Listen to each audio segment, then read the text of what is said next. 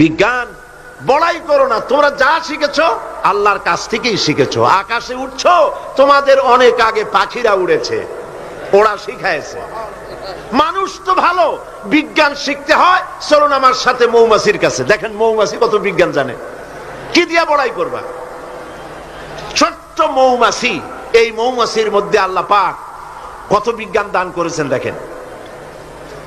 আল্লাহ রাব্বুল আলামিন বলেন, وَأَوْحَى رَبُّكَ إِلَى النَّحْلِ أَنِ اتَّخِذِي مِنَ الْجِبَالِ بُيُوتًا وَمِنَ الشَّجَرِ وَمِمَّا يَعْرُشُونَ।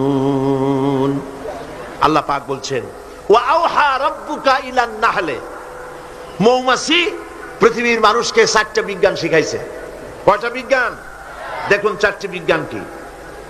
মৌমাছি, আল্লাহ পাক বলেন আমি মৌমাছিকে, মৌমাছির উপর একটা সূরা আছে না, জোরে কোন আছে না? সূরাটার নাম কি? সূরা নাহল। মৌমাছির উপর একটা সূরা।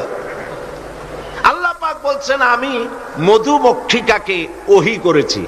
তার মানে এই নয় যে মৌমাছির কাছে জিবরাইল পাঠাইছি। ওহী যখন